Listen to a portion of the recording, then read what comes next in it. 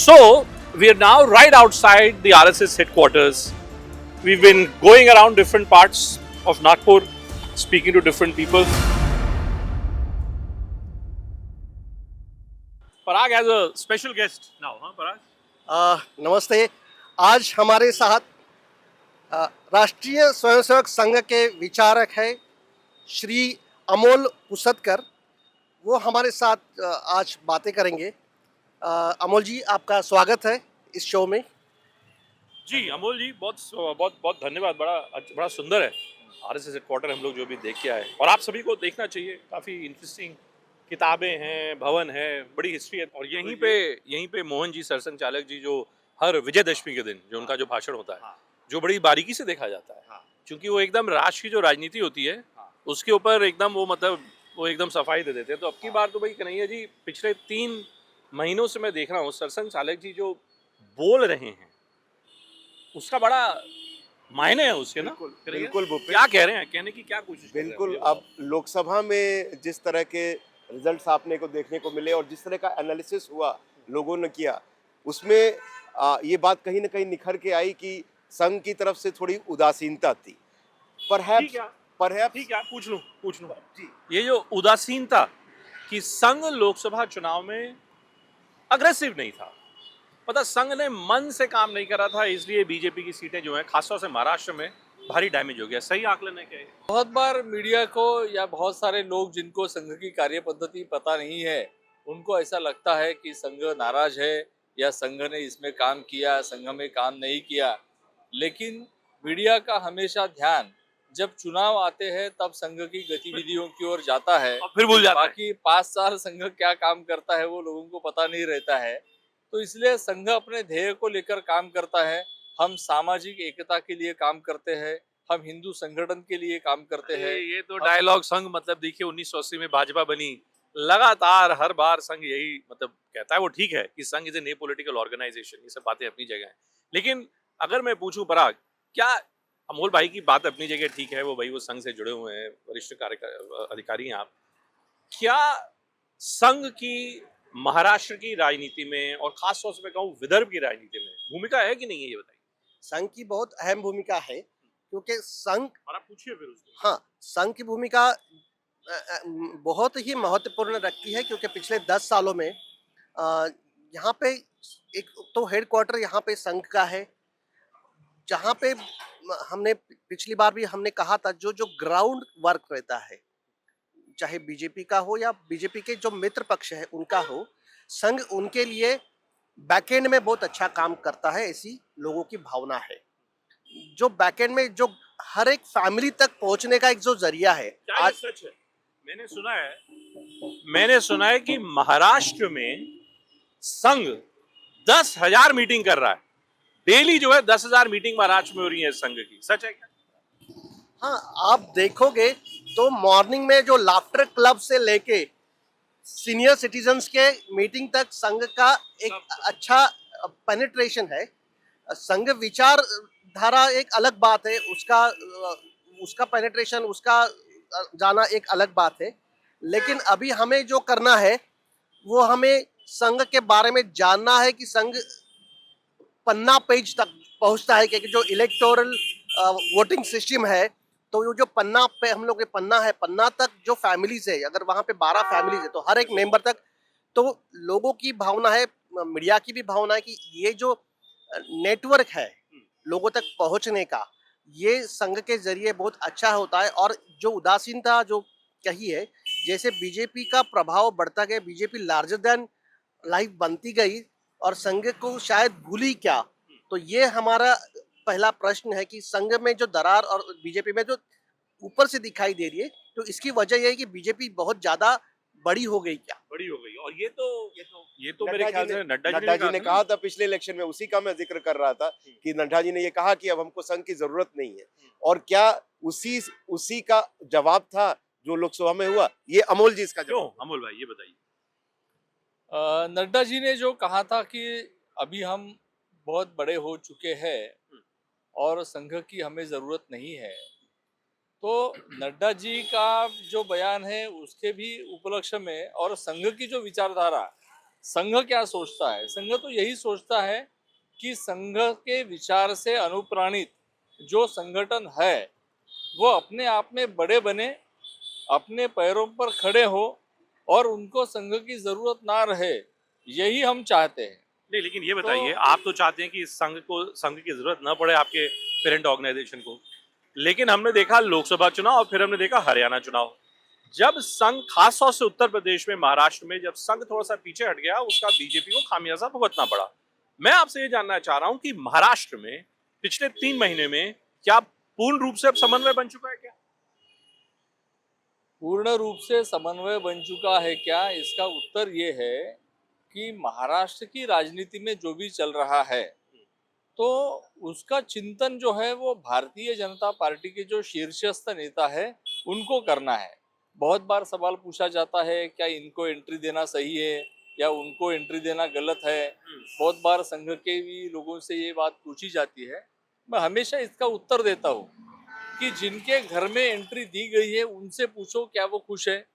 अगर वो खुश है तो इट इज गुड, अगर वो नहीं है तो उनको क्या करना है वो उनको देखना पड़ेगा। आप अजीत पवार की बात कर रहे हैं? हाँ, बेसिकली क्या है कि इलेक्शन ये भाजपा को जीतना है या जो भी परिणाम है वो भाजपा को भुगतना है। नहीं, अच्छा, मैं तो इसलिए कन्हैया जी, आप देखिए, आप भी आते रहते हैं यहाँ पे, हम लोग भी, हम सब संघ हमेशा से सार्वजनिक जीवन में, खास तौर से राजनीतिक जीवन में, स्वच्छता की बात करता है, शुचिता की बात करता है।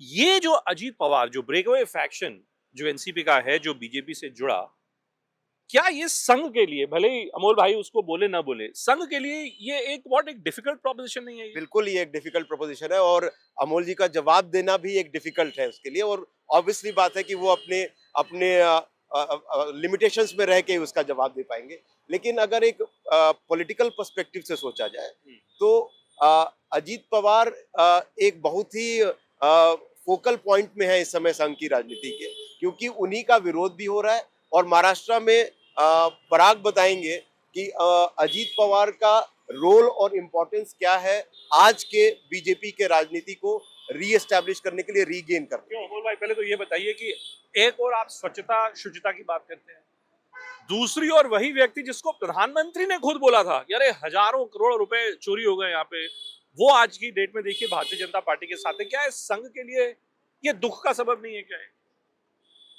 जिसे प्रधानमंत्री ने कहा हो और ऐसा व्यक्ति अगर भाजपा में आता है तो निश्चित रूप से प्रधानमंत्री और गृह मंत्री और महाराष्ट्र के जो शीर्ष नेता है भाजपा के, उनमें जरूर इसके बारे में कुछ ना कुछ रणनीति या जरूर कुछ ना कुछ बात इसके बारे में हुई होगी और उसके कारण ही उनका प्रवेश हुआ होगा, ऐसा मुझे लगता है।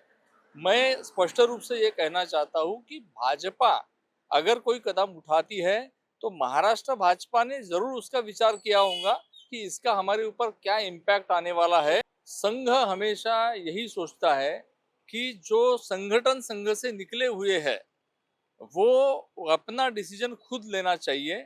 उन्होंने अपना प्रॉफिट एंड लॉस को अपना देखना चाहिए और उन्होंने अपनी दिशा तय करनी चाहिए कि हमें राजनीति को किस ओर लेकर जाना है। यार पराग, ये बताओ, ये अजीत पवार का जो सवाल है बार बार उठता है, ये ठीक है, क्या है Ajit Pawar, what does he bring on the table? ऐसा क्यों है कि मैं भाजपा को, उद्धव ठाकरे को हटाने के लिए अजीत पवार का समर्थन चाहिए, मैं समझ सकता हूं, लेकिन क्या अजीत पवार, शिवसेना, जो ब्रेकअवे फैक्शन है, एकनाथ शिंदे, ये क्या वाकई एक साथ चल सकते हैं क्या बीजेपी के साथ?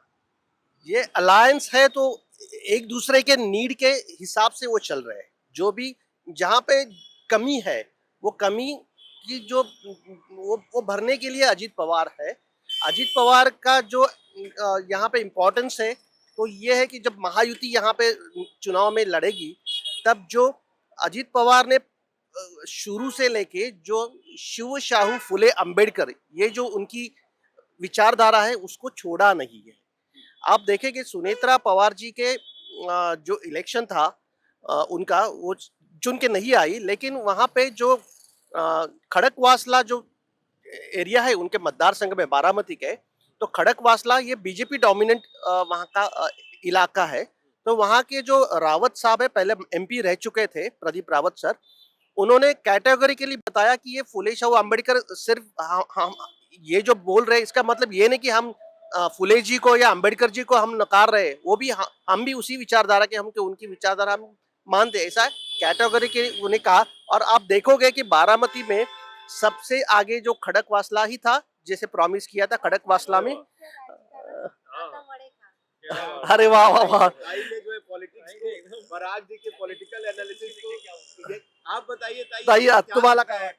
अभी महाराष्ट्र इलेक्शन होने वाले हैं, हाँ। संघ के इतने बड़े पदाधिकारी हमारे साथ है, प्रचारक साहब है, बोल जी है, उधर देखिए, आपको क्या कैमरा देखिए, लगता उधर है? आपको क्या उधर लगता देखिए, बोलो मैं पकड़ता हूँ। अरे इतना बढ़िया बड़ा पाव लाइए। है? आपको क्या लगता है इस बार इलेक्शन में क्या होगा? इलेक्शन में भी चालेल क्या आएंगे, अभी सरकार ये बोल रहे सिंधी सरकार बोल रहे, हाँ वही है हमारा इधर। अच्छा काम कर रही है शिंदे सरकार? हाँ क्या अच्छा आपको लाडली बहन का पैसा मिला? पैसा तर दे रहा, काय वाटतं पण तुम्हाला, कशामुळे वाटतं? तसं काम म्हणजे आता थोडस चांगलं करत आहे ना, म्हणून सगळ्यांनी तुमचा पाठिंबा आहे हा लाडकी बहीणचा तुम्हाला की नाही पैसे ना, मिळाले? लाटकी बहिणीचा गिन काही नाही, पैसे मिळाले म्हणून नाही, पण हेच. पण तुम्हाला पाठिंबा आहे, चांगलं काम हा. करते असं तुम्हाला वाटतं? हा ये कहीं ना कहीं अमोल आप लोगों के राजनीति का एक्सटेंशन है। शिंदे साहब जो पहले शिवसेना के साथ एक ब्रेक अवे फ्रैक्शन है, इतनी नेगेटिविटी है उनके आने की वजह से कोई, और इस तरह की जब लोग बात करते हैं तो आज दशहरा रैली पे भी संचालन कर ने कहा था कि भाई हमको सर्वधर्म समभाव की, शुचिता की, इंक्लूसिवनेस की बात करनी चाहिए। तो ये उसका क्या तड़का है, कैसे अजीत पवार इसको कैसे मिले आप हैं। उसको कैसे देखते हो? दशहरे का जो मिल गए। लेक्चर था, जब जो दशहरे का जो भाषण था, उसको कैसे देखते हैं आप कैसे इंटरप्रेट करते हैं? पूजनीय सरसंघ चालक जी ने जो सामाजिक समरसता की बात अपने विजयादशमी के भाषण में कही है, हमेशा संघ उसी के लिए काम करता है। और महाराष्ट्र की राजनीति अगर आप देखेंगे तो आपको पता चलेगा कि यहाँ पर जातिगत राजनीति बहुत ज्यादा हो रही है। महाराष्ट्र की जनता का जो जातीय ताना बाना, जो उनका फैब्रिक है, उसको तोड़ने का काम आज की राजनीति कर रही है। संघ हिंदुत्व की बात करता है, संघ सामाजिक एकता की बात करता है, तो संघ समाज को एक लाने की बात करता है, और राजनीति समाज को तोड़ने की काम कर रही है। तो संघ सरसंघ चालक जी ने जो कहा है सामाजिक समरसता की बात, तो संघ के स्वयंसेवक ये किसी एक वर्ग के स्पेसिफिक करके नहीं जाते हैं, लेकिन जो धनगर है, मराठा है, ओबीसी है, जिसे शासकीय दृष्टि से ऐसा बांटा जाता है, संघ के स्वयंसेवक सभी तबकों में जाते हैं, सभी के साथ बात करते हैं, और इलेक्शन में भी संघ का स्वयंसेवक ये एक सामान्य नागरिक है, उसका भी अपना व्यू पॉइंट है, वो भी अपनी सोच रखता है कि मैंने महाराष्ट्र में कौन सी सरकार को लाना चाहिए, मैंने क्या करना चाहिए। लेकिन संघ स्वयंसेवकों को कोई आदेश नहीं देता, संघ में आदेश नाम की कोई चीज नहीं रहती। तो स्वयंसेवक अपनी बुद्धि से और अपनी नीति से चलता है। संघ केवल बोलता है कि आप हर व्यक्ति के पास जाइए और उसको कहिए कि आज भी हम देखते हैं कि चुनाव में 58%, 60%, 65% इतना ही वोटिंग होता है। तो समाज में 35% ऐसे लोग हैं जो आज भी इम्पोर्टेंट है, लेकिन वो वोट नहीं कर रहे हैं। तो संघ का स्वयंसेवक घर घर जाकर लोगों को अपने मताधिकार का प्रयोग करने की बात करता है। लेकिन अमोल जी एक बात बताइए मुझको, अभी जब अगर मैं लोकसभा चुनाव का की तुलना करूं मैं विधानसभा चुनाव से यहाँ पे, तो एक हमने देखा कि विपक्ष ने एक माहौल बनाया कि संविधान खतरे में है, रिजर्वेशंस को लेके एक माहौल बनाया गया, उसका खामियाजा बीजेपी को भुगतना पड़ा। मैं दिल्ली में संघ के बड़े जो उच्चाधिकारी हैं उनसे मेरी लगातार जब बात होती है, वो मुझको कहते हैं कि जो पिछड़ी जातियां थी, जो अलग अलग जाति की जो आप बात करें, जो जिनको एक साथ लाने का काम किया था, वो फिर से बिछड़ गई हैं, स्प्लिट हो गया है उनमें। Does it bother you, does it not concern you कि शायद आप लोग जो सकारात्मक कार्य कर रहे थे, वो सकारात्मक कार्य लोकसभा चुनाव के चलते और बीजेपी और आपके बीच जो समन्वय नहीं बन रहा था उसके चलते वो बहुत पीछे चला गया है? क्या डर नहीं, आप लोगों को दुख नहीं होता इस बात का? सामाजिक दृष्टि से अगर समाज का कोई भी दलित पिछड़ा व्यक्ति अगर समाज से दूर जाता है तो संघ को इसका निश्चित रूप से दुख रहता है। और हमारे स्वयंसेवक हर वो तबका, हर जो समाज से दूर जाने की कोशिश करता है, उसके पास जाकर उसके साथ में बात करते हैं, उसके साथ में डायलॉग करते हैं। और राजनीति ये हमेशा जाति व्यवस्था को उजागर करने वाली रहती है और संघ हमेशा हिंदुत्व की बात करता है। लेकिन मैं अमूल जी से एक बात पूछना चाहूंगा, इन्होंने हिंदुत्व की बात कही, इस इलेक्शन में महाराष्ट्र में क्या बड़ा मुद्दा है, गवर्नेंस या हिंदुत्व आपके लिए? आप लोगों तक क्या पहुंचा है? नहीं, हम तो हमेशा ही हर इलेक्शन में लोगों को हिंदुत्व के आधार पर ही बात करते हैं और हिंदुत्व के आधार पर बात करते समय हम उनके सामने राष्ट्र का मुद्दा रखते हैं कि राष्ट्र के हित में जो है उसके हित में आप मतदान कीजिए। क्योंकि जितनी बातें देश में घटित होती है, अगर वो बातें देश के अपोजिट में जा रही है, राजनीति अगर देश का छवि खराब कर रही है, राजनीतिक लोग विदेशों में जाकर बयानबाजी करते हैं और उसके कारण भारत की छवि खराब होती है, तो संघ लोगों को आगाह करता है कि राष्ट्र की इमेज ये आपकी इमेज है और आपको भी उसकी सुरक्षा के लिए काम करना चाहिए। तो हिंदुत्व कोई मुद्दा नहीं है, हिंदुत्व एक स्वभाव है। अगर राजनीतिक पक्ष राजनीतिक सोच को आगे बढ़ाएंगे तो संघ लोगों को एकजुट करने की, हिंदुत्व की सोच को आगे बढ़ाएगा। यही हमारा हर समय काम करने की नीति रहती है। कि इस वक्त की जो महाराष्ट्र की जो खिचड़ी सरकार है, वो खिचड़ी सरकार दरअसल जो मैंडेट था उस मैंडेट के एकदम खिलाफ है और एकनाथ शिंदे को मुख्यमंत्री बना के बहुत गलत काम किया गया है। क्या इसका क्या भाव निकालूं? जब भारतीय जनता पार्टी और शिवसेना युति साथ में लड़े और लोगों ने उनको सरकार बनाने का मैंडेट दिया था, तो वो सरकार बननी चाहिए थी, लेकिन वो सरकार नहीं बनी। तो भारतीय जनता पार्टी ने अपने ऑप्शंस ढूंढे और वो ऑप्शन शिंदे थे, वो ऑप्शन अजीत पवार थे। वो उनका राजनीतिक नीड बेस्ड थ्योरी है, वो उनका पॉलिटिक्स है, वो उसके लिए उत्तरदायी है। अगर उनको प्रॉफिट होता है, जनता मंजूर करती है, तो भी वो उनका प्रॉफिट है, और अगर जनता उसको मंजूर नहीं करती है तो वो भी उनका लॉस है। थोड़ा विदर्भ और इसके संदर्भ में जरा बताइए। जो अभी अमोल जी ने जो बात कही, जो नीड बेस्ड है ना, जो वही मैं बात कहने जाता। जो जब ये वड़ा पाव वाली ताई जब यहाँ पे आई थी, तो वड़ा पाव वाली ताई ने ये नहीं कहा कि मुझे पैसा मिल रहा है इसलिए मैंने इस वो सराहना कर रही है। उन्होंने वो गुड गवर्नेंस की इनडायरेक्टली बात की। अच्छा लग रहा है तो एक तरीके के गवर्नेंस से जो ऑर्डिनरी आदमी शायद हैप्पी है, शायद उनको लगता है कि ये अच्छा चल रहा है।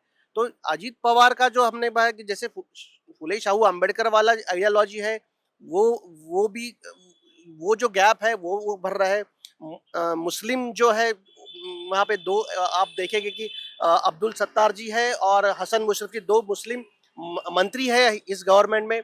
और हसन मुशर्रफ जी को आप देखोगे तो वो उन्होंने खुद मंदिर भी बनाया है, खुद आरती करते हैं, सब उत्सव हिंदू वाले उत्सव सब करते हैं।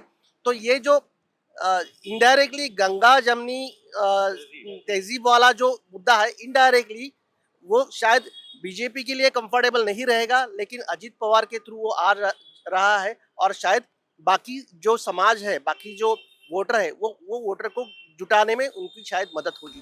चलिए अमोल भाई, बहुत बहुत धन्यवाद आपका। आप आए and you thrown light on all these subjects. हम महाराष्ट्र के बाकी जिलों में भी जाएंगे कि नहीं? यहाँ अब अगली डेस्टिनेशन क्या होगी भाई? अब यहाँ से हम लोग वर्धा जाएंगे, वहाँ से गोंदिया जाएंगे और वहाँ से भंडारा होते हुए फिर वेस्टर्न महाराष्ट्र करेंगे। चलिए, तो पूरा का पूरा महाराष्ट्र अपने अलग अलग रीजन्स की राजनीति के कारण जो बदलाव है, वो बदलाव आप श्रेष्ठ महाराष्ट्र पर देख पाएंगे।